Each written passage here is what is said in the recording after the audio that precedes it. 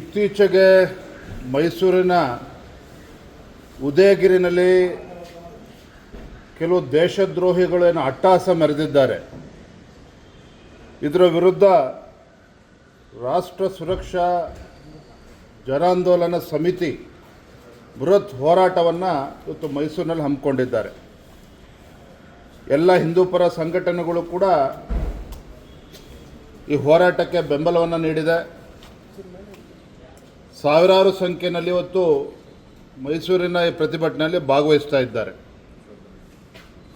ನೋಡಿ, ದುರಂತ ಅಥವಾ ವಿಪರ್ಯಾಸ ಅಂತ ಹೇಳಿದರೆ, ರಾಜ್ಯದಲ್ಲಿನ ಕಾಂಗ್ರೆಸ್ ಸರ್ಕಾರದ ಆಡಳಿತ ವೈಖರಿಯನ್ನು ಗಮನಿಸ್ತಾ ಇದ್ದರೆ, ರಾಜ್ಯದ ಕಾಂಗ್ರೆಸ್ ಸರ್ಕಾರದ ಅಲ್ಪಸಂಖ್ಯಾತ ತುಷ್ಟೀಕರಣದ ಒಂದು ರಾಜಕಾರಣ ಏನು ನಾವು ಗಮನಿಸ್ತಾ ಇದ್ದೇವೆ ಕಳೆದ 2 ವರ್ಷದಿಂದ. ಎಲ್ಲೋ ಒಂದು ಕಡೆ ನಿಜಾಮರ ಆಡಳಿತ ನೆನಪಾಗ್ತಾ ಇದೆ. ಏನೋ ರಜಾಕೆಗಳ ಅಟ್ಟಹಾಸದಿಂದ ಮೆರೀತಾ ಇದ್ರು. ಆ ದಿನಗಳು ಇವತ್ತು ಮರುಕಳಿಸ್ತಾ ಇದೆಯೇನೋ ಅನ್ನುವ ಭಾವನೆ ಹಿಂದೂ ಕಾರ್ಯಕರ್ತರಲ್ಲಿ, ಸಮಾಜದಲ್ಲಿ ಇವತ್ತು ಮೂಡ್ತಾ ಇರ್ತಕ್ಕಂಥದ್ದು ಸತ್ಯ. ಹಾಗಾಗಿ ಯಾವ ರಾಜ್ಯದಲ್ಲಿ ಪೊಲೀಸರಿಗೆ ಸುರಕ್ಷತೆ ಇವತ್ತು ಕಾಡ್ತಾ ಇದೆಯೋ, ಪೊಲೀಸರಿಗೆ ರಕ್ಷಣೆ ಇಲ್ಲ ಇವತ್ತು ನಮ್ಮ ರಾಜ್ಯದಲ್ಲಿ. ಪೊಲೀಸ್ ಸ್ಟೇಷನ್ಗೆ ನುಗ್ಗಿ ಇವತ್ತು ಹಲ್ಲೆ ಮಾಡ್ತಕ್ಕಂಥದ್ದು, ಪೊಲೀಸರಿಗೆ ಹೆದರಿಸ್ತಕ್ಕಂಥ ಘಟನೆಗಳು ಪದೇ ಪದೇ ರಾಜ್ಯದಲ್ಲಿ ನಡೀತಾ ಇದೆ.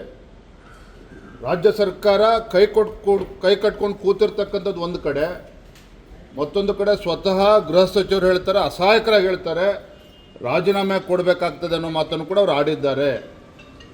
ಇವತ್ತು ಪೊಲೀಸ್ ಇಲಾಖೆ ಇವತ್ತು ಅಸಹಾಯಕರಾಗಿದ್ದಾರೆ ಅಂತ ಹೇಳಿದ್ರೆ, ಗೃಹ ಸಚಿವರು ಇವತ್ತು ಅಸಹಾಯಕರಾಗಿ ಮಾತನಾಡ್ತಾ ಇದ್ದಾರೆ ಅಂತ ಹೇಳಿದ್ರೆ, ಸಮಾಜದಲ್ಲಿ ಜಾಗೃತಿ ಮೂಡಿಸಿ ನಮ್ಮ ಸಮಾಜದ, ಹಿಂದೂ ಸಮಾಜದ ರಕ್ಷಣೆ ಅನಿವಾರ್ಯವಾಗಿ ಇವತ್ತು ಹಿಂದೂ ಸಂಘಟನೆಗಳು ಇಳಬೇಕಾಗಿರ್ತಕ್ಕಂಥದ್ದು ಅನಿವಾರ್ಯ. ಹಾಗಾಗಿ ಮೈಸೂರಿನಲ್ಲಿ ಈ ಬೃಹತ್ ಜನಾಂದೋಲನದಲ್ಲಿ, ಪ್ರತಿಭಟನೆಯಲ್ಲಿ ನಾವು ಕೂಡ ಭಾಗವಹಿಸ್ತಾ ಇದ್ದೇವೆ. ಈ ಸರ್ಕಾರಕ್ಕೆ ಎಚ್ಚರಿಸ್ತಕ್ಕಂಥ ಕೆಲಸವನ್ನು ಕೂಡ ನಾವು ಮಾಡ್ತಾ ಇದ್ದೇವೆ. ಎಲ್ಲ ಹಿಂದೂಪರ ಸಂಘಟನೆಗಳು ಸಮಾಜದಲ್ಲಿ ಜಾಗೃತಿ ಮೂಡಿಸ್ತಕ್ಕಂಥ ಕೆಲಸ ಕೂಡ ಮಾಡ್ತಾ ಇದ್ದಾರೆ.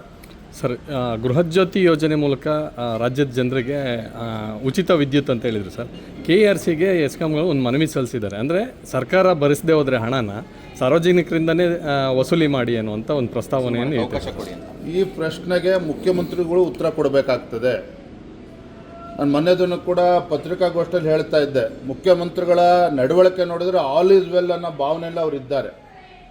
ರಾಜ್ಯ ಭಾಳ ಸುಭಿಕ್ಷವಾಗಿದೆ, ಜನರೆಲ್ಲ ಭಾಳ ಸಂತೋಷದಲ್ಲಿದ್ದಾರೆ ಅನ್ನುವ ಭ್ರಮೆನಲ್ಲಿ ಅವರಿದ್ದಾರೆ.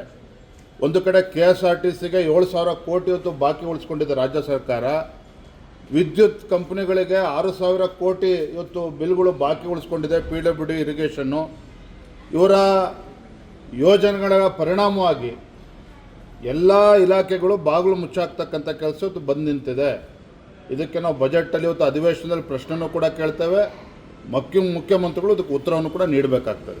ಮೈಸೂರಿನಲ್ಲಿ ನಿಷೇಧಾಜ್ಞೆ ಜಾರಿ ಮಾಡಿದ್ದಾರೆ ಸರ್, ಇದು ನಡುವೆ ಹೋರಾಟಕ್ಕೆ ಹೋಗ್ತಾರೆ. ಈ ಸರ್ಕಾರಕ್ಕೆ ಯೋಗ್ಯತೆ ಇದ್ದರೆ, ತಾಕತ್ತಿದ್ದರೆ ಅವತ್ತು ಯಾರು ದೇಶದ್ರೋಹಿಗಳು ಪೊಲೀಸ್ ಸ್ಟೇಷನ್ ನುಗ್ಗಿದ್ರಲ್ಲ, ಅವತ್ತು ನಿಷೇಧಾಜ್ಞೆ ಹಾಕಬೇಕಾಗಿತ್ತು.